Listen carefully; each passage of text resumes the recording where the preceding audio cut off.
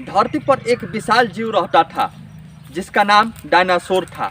और वह डायनासोर क्यों समाप्त हो गया, आज इस रहस्य को हम लोग जानेंगे। तो इस रहस्य को जानने के लिए हम लोगों को 6.5 करोड़ वर्ष पहले चलना पड़ेगा। इस डायनासोर का उत्पत्ति रेंगने वाले जीवों से हुआ था। रेंगने वाले जीव ही बाद में विकसित जीव बनकर एक डायनासोर का रूप ले लिए थे।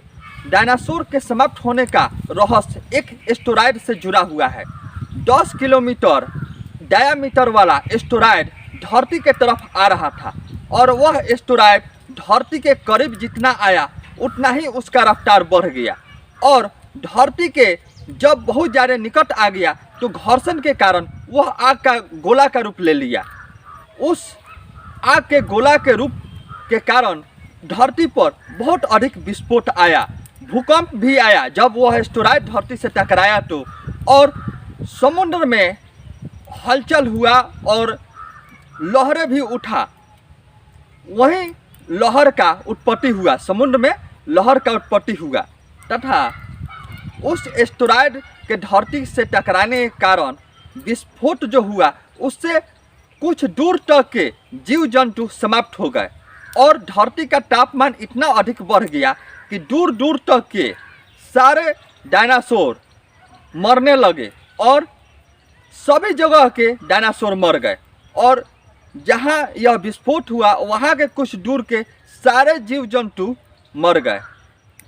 जो पक्षी ऊपर उड़ते थे वो सभी बच गए तथा धरती के नीचे जो छिप कर रहते थे डायनासोर के कारण कि डायनासोर से डर था जो जीव जंतु का और धरती के नीचे रहते थे, उसी में से एक मैमन्स था जिससे बाद में ह्यूमन बना। वही मैमन्स बाद में विकसित होकर ह्यूमन का रूप लिया और आज हम लोग सभी जगह जो हम लोग हैं मनुष्य का रूप में, वही पहले मैमन्स के रूप में धरती के नीचे डायनासोर के डर के कारण छिप कर रहते थे।